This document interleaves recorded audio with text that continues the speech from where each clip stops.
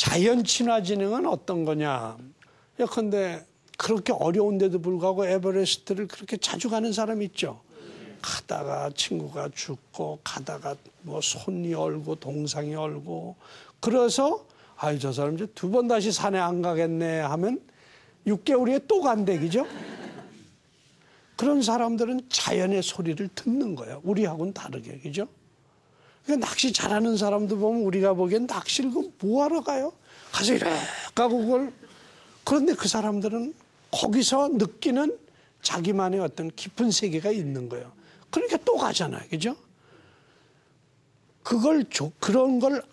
그런 세계를 가지고 있는 사람이 없는 사람. 그러니까 저것이 더 지나가면 어떤 사람은 화초하고도 말하고 새하고도 말하고 이런 사람이 있다고 그러잖아요, 그죠? 그러니까 자연 속에 들어가서 편안함을 느끼는 사람이 있는가 하면 자연 속에 들어가서 무서워 말이지. 이런 사람이 있다 하는 거예요. 그러니까 예컨대 이런 사람은 그 자연 친화증이 대표적으로 높은 사람 누구예요? 파브르, 그죠?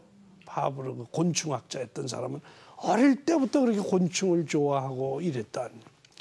자, 이렇게 해서 제가 8가지 그 지능이 어떤 거다 하는 말씀을 드렸는데 결국 저 지능이라고 하는 건 뭘 말하는 거냐? 일단 좋아하고 학습이 빠르고, 그죠? 학습이 빠르고 요것이 사람 속에, 그러니까 언어 지능이 높은 사람은 말하고 언어와 관련된 걸 좋아하고 또 언어와 관련된 학습이 빨라요. 음악 지능이 높은 사람은 음악을 좋아하고 음악과 관련된 학습이 빨라요. 신체운동 지능은 신체운동과 관련된 걸 좋아하면서 그쪽에 학습이 빨라요. 그죠? 두 가지예요. 그러니까 여러분 속에 각자 다른 그런 보물이 숨겨져 있고 그걸 잘 활용하면 앞으로 성공적인 삶이 보장해요. 그 보면 우리 주변에 예컨대 수학을 열심히 해서 수학 올림피아드 쪽으로 가고 수학적으로 성공한 사람은 자기 속에 있는 8가지 지능 중에서 논리수학 지능이 높았고 이 강점 지능을 잘 활용해서 저렇게 됐다. 활용하는데 시간이 얼마나 걸리느냐. 보물이 있다고 해서 바로 그게 보물로 효용가치가 있는 것이 아니라 땅속에 있는 광맥도 끄집어내서 재련을 해야 되죠. 사람 속에 있는 저런 다중지능도 끄집어내서 가공을 해야 돼요. 가공하는데 보통 얼마 걸리느냐. 우리는 1만 시간을 잡아요. 1만 시간이면 하루에 3시간씩 10년이에요.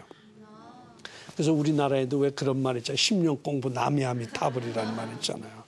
박태환 선수도 4살 때부터 수영해서 16살 때 저렇게 됐잖아요. 김연아 선수도 6살 때부터 피겨스케이팅해서 16살 때 빛을 보기 시작했거든요. 그 중간에는 노력하는 과정이에요. 그래서 우리 다중지능 연구하는 사람들은 자기 속에 있는 재능을 발견하고 그걸 한 10년 동안 재련을 해야 된다. 그게 영어도 마찬가지예요. 영어 몰입 교육이라고 하는 것도 많은 사람들은 한 10년을 영어라는 그 문화 속에 빠져 있어야 영어를 잘한다. 그게 1만 시간의 법칙이라는 거예요. 여러분 이제 사람 속에는 다중지능이라는 보물이 있고 이 보물을 우리가 재련해서 의미 있게 활용하려면 10년의 재련 기간이 필요하다. 그러니까 자기 속에 있는 그 보물을 끄집어내는데 힘이 들어요. 우리 생일 선물 잘 포장된 걸 받으면 풀르는데 몇 초도 안 걸리죠. 바바박 하면 속에 숨겨진 보물을 끄집어내는데 우리 속에 있는 보물은 너무 귀중하기 때문에 10년 걸려요. 여러분들 자신 속에 있는 보물을 찾아내도록 노력하시고요. 여러분 자녀들 속에 숨겨진 보물을 찾아내도록 도와주세요. 거기에는 인내심이 필요하고 지혜가 필요해요. 10년이 걸려요. 그죠? 10년을 투입하지 않고 어느 분야의 달인이 될 수 있겠어요? 10년은 걸린단 말이죠. 그러니까 여러분들 자녀 양육하는 데 있어서도 그런 인내심을 가져야 되고 뭐 생일 선물 흐르듯이 탁 풀르면 보물이 나온다. 이렇다면 이 세상 출세 안 한 사람이 어디 있겠어요? 그러니까 10년 정도 자기 속에 있는 보물을 끄집어내야 한다. 이게 이제 다중지능이 우리에게 주는 중요한 메시지다. 전 그렇게 생각하고 있어요. 여러분들 잘 들어주셔서 감사합니다. 네, 말씀 잘 들었습니다. 정작 자녀들이 잘하는 것은 무엇인지 적성이나 특성은 따져보지 않고 오로지 성적만을 평가잣대로 높은 성적을 목표로 달려가고 있는 우리의 교육 현실을 되돌아보게 해주는 시간이 아니었나 싶습니다. 오늘 다중지능에 대한 말씀 들어봤는데요. 말씀을 하신 것처럼 다중지능이라는 보물을 찾아내고 이것을 우리가 정말 큰 보물로 만들기 위해서 갈고 닦기 위해서는 어렸을 적에 이 보물을 찾아내는 게 중요할 것 같거든요. 그렇습니다. 예. 그런데 청소년기나 대학생을 둔 학부모님들의 입장으로는 좀 아쉽다라는 생각도 들 수 있을 것 같아요. 이분들께도 한 말씀 간략하게 해주시죠. 사람 속에 있는 보물은 꼭 뭐 어렸을 때만 끄집어내지는 게 아니니까 전생에 걸쳐서 자기 속에 있는 보물을 발견하고 끄집어내는 노력은 50대에도 필요하고 60대도 필요하고 오늘날 뭐 30년은 더 사시잖아요. 30년 동안 뭐 하면서 살 거예요? 자기 속에 있는 그런 강점 지능을 찾아내가지고 이 세상을 밀도 있게 살아야죠. 밀도 있는 행복을 추구해야죠. 그죠? 이거 뭐 하기 싫은 거, 이게 뭐 재미있을까 하는 것보다 재미있는 걸 찾아야 돼요.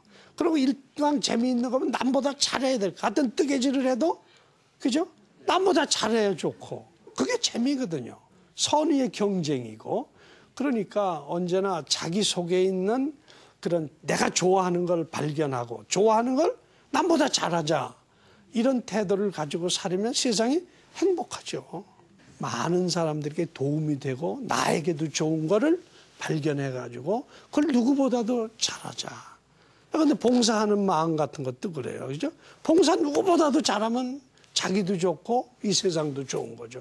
그러면서 또 그것이 내가 좋아하는 거니까 행복하고 그렇게 되는 거죠. 네, 정말 요즘 평생 교육의 시대다라는 말도 많이 하는데 자기 재능을 찾아내서 개발을 하는 일 언제 시작해도 늦지는 않은 것 같습니다. 그렇습니다. 다음 시간에는 어떤 말씀 해주실 건가요?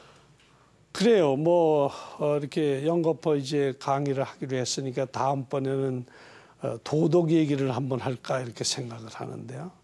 좀 딱딱할 거지만은 뭐 할 수 없죠. 뭐 딱딱하게도 살아야 되니까 그래. 네, 다음에는 도덕 지능에 대해서 알아보겠습니다. 오늘 강의를 정말 쭉 들어보니까 자녀 교육의 출발점은 자녀에 대한 관심이 아닐까 하는 생각을 해보게 됩니다. 저는 다음 이 시간에 다시 찾아뵙겠습니다. 고맙습니다.